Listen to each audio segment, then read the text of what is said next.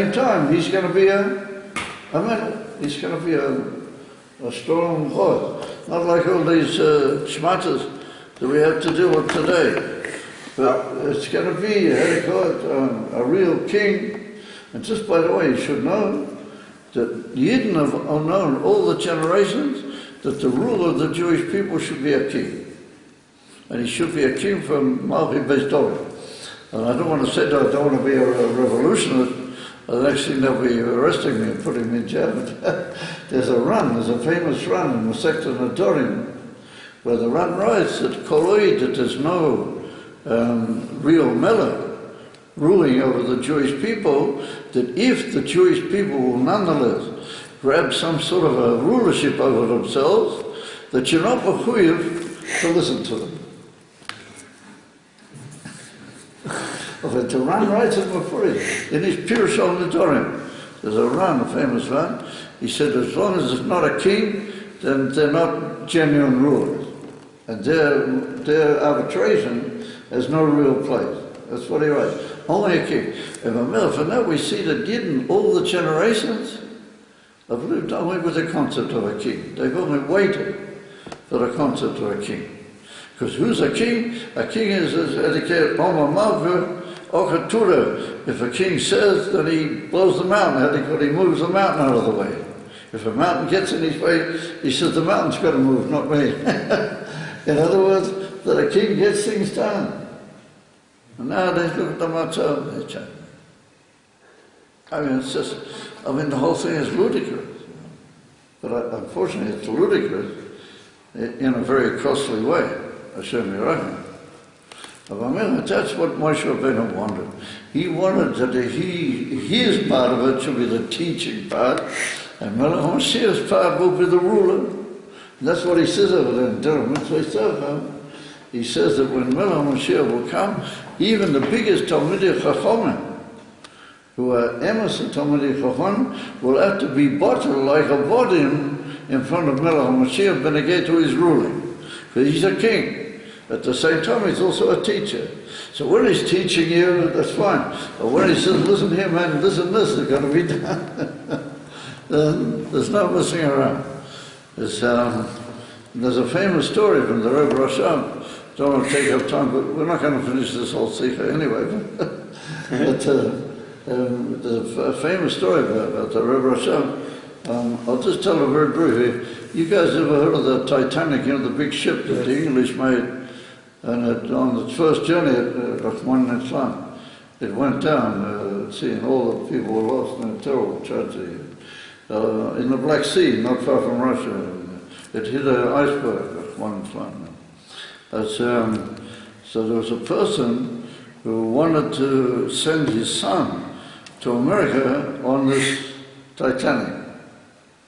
And he had it all planned, his son was going to settle in America, and this was the best way to do it. So he sent in a letter to the Rebbe Rasham, and he asked for a blessing, to travel for his son to travel on the ship. So the Rebbe Rasham looked at the letter, and he went like that. He sort of shook his shoulders and made a sort of a negative thing. So the secretary goes out to him, looks for him, and he said, listen, if I were you, I would forget the idea. He said, did the Rebbe say anything? He said, no, he didn't say anything, but he didn't say anything. But he didn't look happy. So the guy thinks, oh, maybe he'll persuade the Rebbe. And so he goes on, he writes a much better letter. A whole long explanation how this is the ship and this is the thing, and his son has to go on the ship and him and her. This is all right. So the secretary comes out rather reluctantly. He gives the letter to the Rebbe Rasham. So the Rebbe Rasham takes a look at the arichas, and then he said in Yiddish, "Ich weiß nicht, was will von mir. Ich habe mein schon gesagt." He said, "I don't know what he wants from me. I already said mine." He didn't say it. He just went like that. But he said, I've already said mine. I don't know what he wants.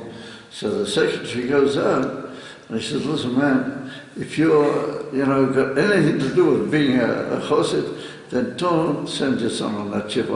There's something not right. Must So he decided, the way I heard the story, there's other people who tell the story different, but the way I heard it was that he decided not to send his son, and then a couple of weeks later he hears that this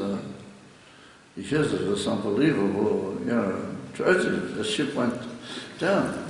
So he asked later for a meeting with the Rabbi, and he came in with the Rabbi. That's the whole point, how he got in and everything, but anyway, he got in to meet the Rabbi, and he said, Rabbi, I apologize if I asked the second time and I knew you. He said, had you told me that the ship was going to go down and see, I wouldn't have bothered you. So the Rabbi Rashab answered him, believe me, I didn't know that the ship was going to go down. He said, I just knew that when we say anything, it's kedai that you should obey what we say. Wow. I heard the story was... That's why he didn't say it. Yeah, he didn't say it. The Rabbi Rashab said he didn't really know that was going to happen. He just knows that if you ask him and he answers, then you should do what he says. I heard he told him, the Rabbi Rashab told him, the chassid. I heard that the story that the Rabbi Rashab told the chassid that he should tell his son to bring a Tanya. He what? The Rabbi Rashab told the chassid to tell his son that he should bring a Tanya on the ship. His son is he told him that he should bring a Tanya. I can't hear what he's saying. He's hard of hearing. The Rabbi Rashab Yeah. said to the chassid that his son should bring a Tanya on the ship. Tanya. Sefer Tanya. Sefer Tanya. I can't know what to say. I can't get the word. How would that solve the problem? So anyway, What do you mean? The Tanya it's is more or holy. less the same. Whatever. But I'm telling you what I heard, and I heard it from a very reliable source. And then there's another version of the whole story on a different way altogether, but it all boils down to the same point. And the nakuda is that if a Rebbe says something, then it's proper that he should obey. It's like Mashiach. Yeah.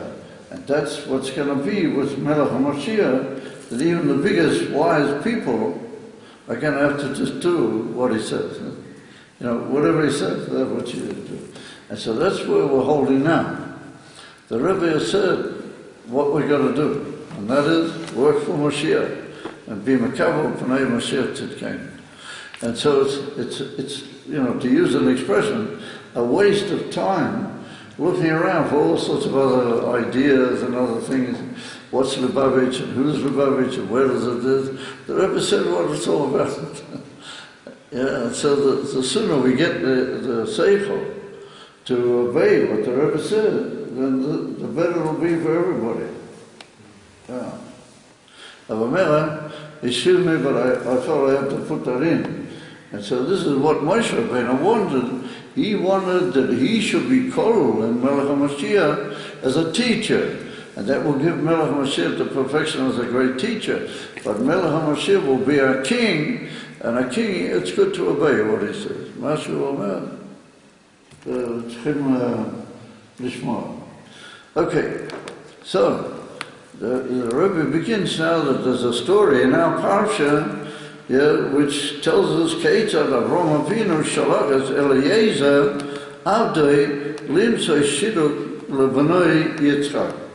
That he sent Eliezer to bring a shidduch for his son Yitzchak. But what did he do? He sent him. So the Rebbe is going to learn that Eliezer was a shaliach. He was actually what we call bidin shlichut. And there's various possibilities of understanding what did he really want from Eliezer. But if we understand that it was the union of shlichut, then it opens up a lot of gateways in the whole thing that we're trying to bring out. So the Rebbe says, Ha'im Eliezer hoyo shaliach. If he's a shaliach, then he has to be batel el mashalchei. He has to be completely, self-nullified to his sender. And the truth is that the Rebbe brings down And the Rebbe brings it in numerous places in his works, that the Rebbe brings down from there was a great non-chassid, he was a great literature gadol, Rabbi Yosef Engels was his name, and he was at the time of the Rebbe Rashab, he was still alive, also a little bit I think into the time of the Frierdiker Rebbe, and he was a most amazing guy, and he was just a living computer, and he wrote a huge number of works, this Yosef Engels, and he was an amazing Balnigler, you know. But he was also a very big personality. He was a big tzaddik.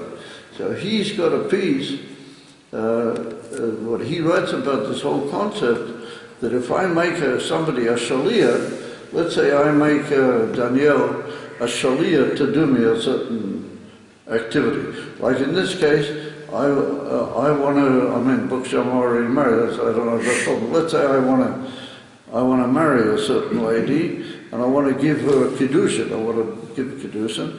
So I make Danielle a shliach, to give over the kiddushin for me. So that when he gives the kiddushin to this lady, she becomes, how do you call it, mekudeshet to me. And that's called a shliach. So there's different ways you can understand how does this function. So the Rabbi Yosef Engels says there's different levels in understanding what is a shliach in reference to his mishaleh, the one who sends him. And he said that the simple way to understand it is that by making somebody a shliach, you make it such a way that any action that he does, with his body, is like as if you were doing it. It's like his action, his power of activity becomes purchased by you, and when he does that act, it's like as if you were doing it, because his power of activity is like in your power. That's what's called a shliach. And then he says the higher way of understanding it, and that is that the shliach, when he gives the kiddushin to that lady, let's say, whoever it is, then it's like I myself, in my very essence, gave the kiddushin. If he said that somebody who's my shliach, he's my representative, he is like me, he's like my body. And he said that is hindered in the Lashon of the Gemara, what the Gemara says in Masechta Kiddushin, that shluchoi shel odom k'moisoi. How do you say the shliach of a man is like him? And so what does it mean the shliach of a man is like him? So there's different ways of understanding it. The ultimate way of understanding it is that when the shliach does something, it's like as if I do it in absolute personal. It's like as if I'm actually there and I'm doing it. And that's the pshat, shluch shel odom k'moisoi, that the shliach of a person is like the mishaleh. So now you can understand what the Rebbe is going to build a most amazing cake. And that is that if you're a shliach of the Rebbe, you're like the Rebbe. Yeah. And you're so bottled to the Rebbe that when you do something, it's like the Rebbe does it. And so therefore he finds it in this story that Avraham Avinu made Eliezer. And so there's a whole question. Eliezer was not a Yid. Eliezer was a, how do you call it, Canaanite. Eliezer wasn't a Yid. So it's written clearly that you can't make a non-Jew a shliach. A non-Jew is not CHAEY, it's a shliach. So I asked myself the question, how did he make Eliezer for a shliach? So the answer is that it was before mutton turd. He always said, now he's falling over. Also, if Eliezer was his manservant. You could even take a Eved, like Eliezer, you can make him a shliach. And then the Rebbe says something even better, you have to fall twice off your chair. Okay. Then the Rebbe says even better, and the Rebbe says that he was an Eved. He said an Eved has got a mila, that an Eved is completely batel to you. And anything you say and anything you do to the Eved is automatically part of you, as it were. He's a slave, he's a servant and a slave. So he said, because he's a eved, if he's yours, then even after Matan Torah, he can be a slave. Why? Because he doesn't really need to be a shliach, because he's a eved. Oh, yeah. Since he's a eved, then he's part of you. He doesn't need to be a slave. He's eved. He's like gufay shel adam atzmo.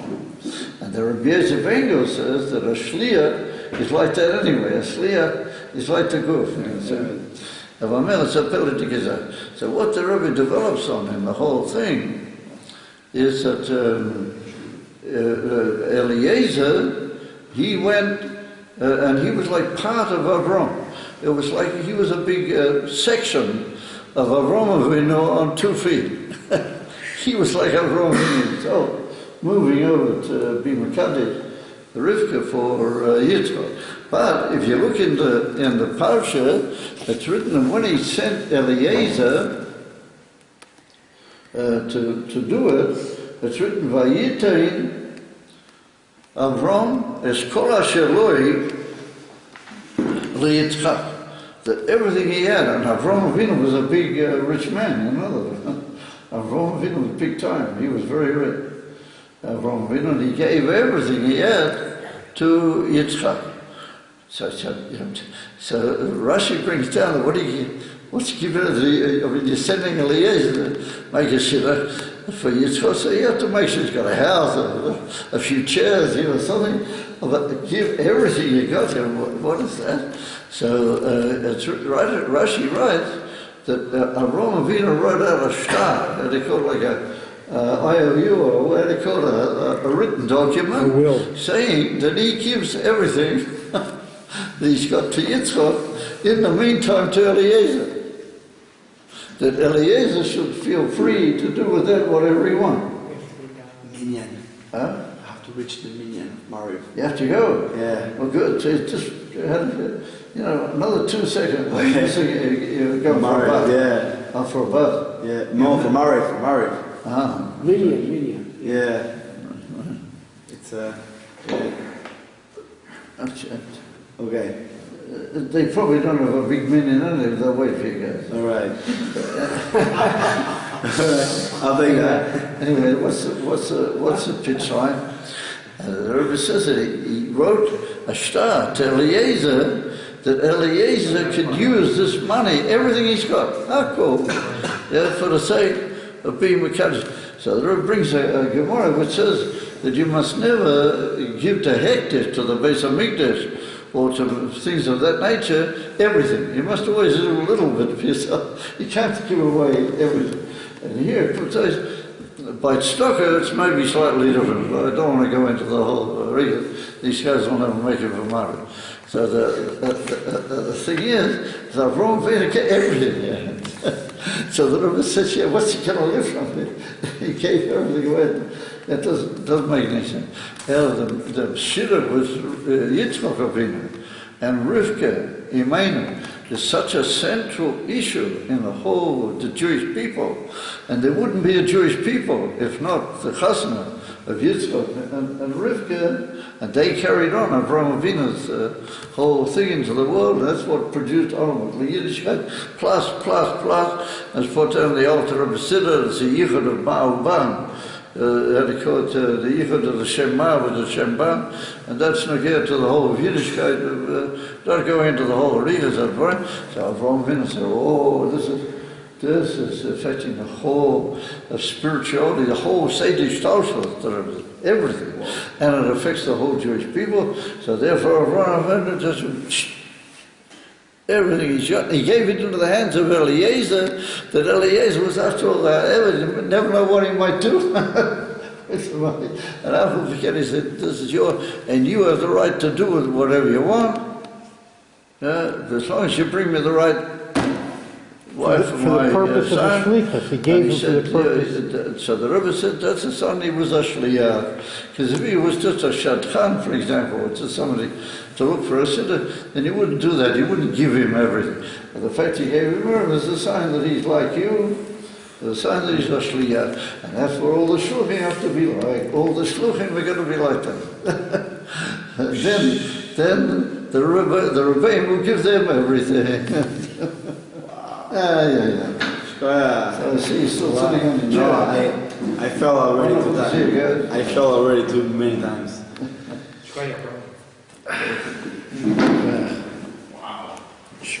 All the best. And DAVAR a good marriage there. Bring down my shiur.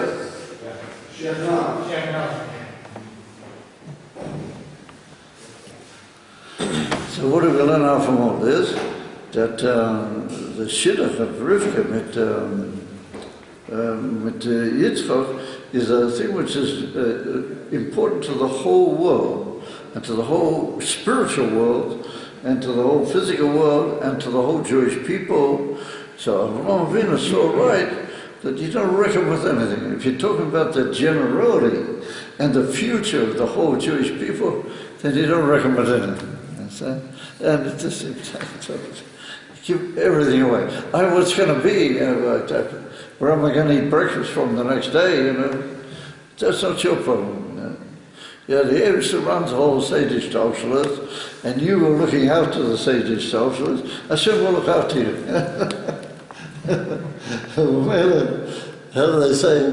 No problem. If I'm from that, the Rebbe draws out what is the Yichud of Ma'uban.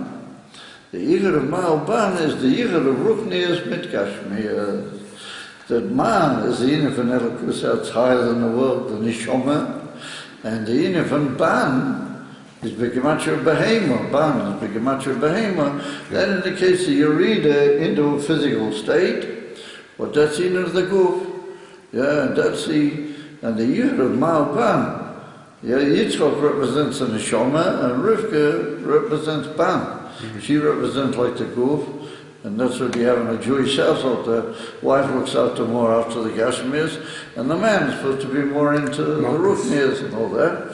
That's the Yichud of Ma'uban, the Yichud of the Ruchnias with the Gashmias. And that's going to be the role of Moshiach. That's going to be his whole inyan, to bring the Ruchnias into the Gashmias in such a way that at the beginning the Ruchnias will conquer the Gashmias, but eventually the Gashmias will come out and there'll be this unbelievable yichud between them, and the whole world will be Elikud. That's what Mashiach is going to do. The sending of Eliezer to bring a wife for Yitzchak, even from Rivka, for the sake of Yitzchak, is the beginning of the whole concept of Moshiach. And that's Moshe Rabbeinu and Melech HaMashiach. Moshe Rabbeinu represents the the teaching and the spiritual, and Melech HaMashiach, he's going to be a king, and then he's going to run the whole world, and he's going to elevate all the Gashmias, and he and Moshe Rabbeinu are going to join together. They're going to be a fusion together, and they will bring about the ultimate good. We're talking about Zer, Anpin, and Malchus. Yeah, exactly. That's Hine of Zer and Malchus. Yeah. The Yisod and Malchus, that's the Frierdiker Rebbe and the Rebbe. Everything the Rebbe sums up everything in this most mind-boggling, absolutely mind-boggling fashion. And the Rebbe says, Im Kain, there's nothing left, everything is ready. And the Rebbe says that this fusion has already been achieved. Oh, and he says that's in a Shliach. A Shliach is just like the Mishalayah, so he's got to do the same. He's got to be both a teacher and a leader in his community. And he's got to bring the message of Mashiach, and he's got to teach everybody that everything is ready, and all we've got to do is be Makabel P'nei Mashiach Tzidkenu, and the fusion of it, all we've got to do is just make it a reality. And how do we make it a reality? Taking Mashiach into our life. That's basically the picture. And then the Rebbe said the kinnus of the shluchim is ordered to make that a perfection. to make the whole year, and that's why the Ashgacha Proteus makes it, that the Kinas came out on this Pasuk, CHAEY, but that's the story of the Yichud of Ma'uban, that's the Ho'inu of Moshiach, that's the Ho'inu of Moshe Rabbeinu, that's the Ho'inu of the world, and ultimate perfection of the world is the Yichud of Ma'uban, and when that occurs on the Kinas of Shluchim, so all the Shluchim have got to know that they've got to leave the Kinas full of the message of union of Moshe Rabbeinu and Moshiach, union of the Neshama with the Guf, and the ultimate elevation of everything. Through that union, and you got Moshiach. And that's it, Poel of Amela, that's the Kiddush HaShluchim, and that's what it's all about. So that's basically the theme, yeah, and the picture of the whole union. And the Rebbe says, right towards the end, that the Friedrich Rebbe, and he really meant himself, he said the Friedrich Rebbe began this whole thing on a worldwide basis, because we're going to bring the whole world into this. Moshiach is coming to the whole world, not just to a portion somewhere. So therefore you've got to bring as it were, the etzem of Moshiach to the whole world. And that's the job of the Shluchim. Therein is to bring the very essence of the sender to the whole world. That's the inner of the Shluchim. That's what they're all about. And so the Kiddush HaShluchim is to bring them all together, where they have to discuss things together. They have to talk over, like you said at the beginning here, they got to talk over and discuss things. How are they going to actually do this in reality? How is it actually going to become a union, not just of being ready, but it's going to become a union shall poil mana. And that's what they're going to talk about at the Kiddush HaShluchim. How do we make this whole thing poil mana? How do we make it an absolute reality? And how do we actually bring this as a fact in the existence of the world? So I've done the best I could to sum up the whole Sikha. It's very, very complex. It's very, very knitted, every point, the other, but I think we've got over the main line. How does the yichud between Mashiach, Moshe and Mashiach, how is it hinted in the words of Rashi, Shalach not b'yatishvach? Rashi, The Rebbe doesn't disagree with Rashi. He just says that there's another way of understanding it, in a way that you earn the kasha that refers to Rashi. So, I mean, basically what it means, the Rebbe learns the whole thing differently. Yeah, it's a rather rare occasion where the Rebbe learns of it sort of differently in Rashi. But the point is that Rashi is based on certain Midrashi Chazal, where there are other Midrashim, what the Rebbe said, if you learn them, then they tend to go this way. So it's like two different shittas in Midrashi Chazal. And the Rebbe goes with one of them.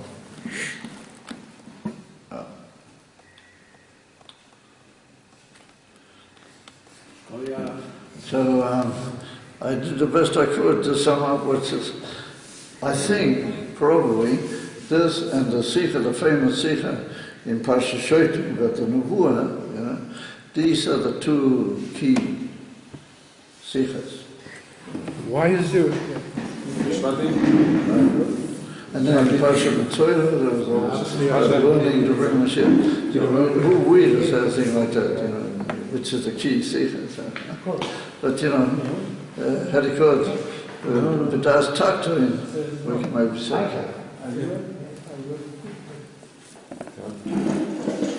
Das talk to him, we can maybe say. how do you understand? By the way, it's very important that both of them came. It's I'm very sure that they came. It's very good. Because they need that message. They should come all the It's time. important for them that they get that message. זה שידור חי, That's good. ביוטיוב, Right. ואחר כך זה הופך להיות שיעור. when a child is mishlokek, for the Eibishter should be reveal himself. But we learn by Parshas Vayera. Lives in the house. By Parshas Vayera. Parshas Vayera. The Rebbe Rashab was crying. Save these. Why does the Eibishter reveal himself? He just wants to save her. Parshas Vayera, the Rebbe Rashab, Every week. when he was 4 or 5, Oh. he came to the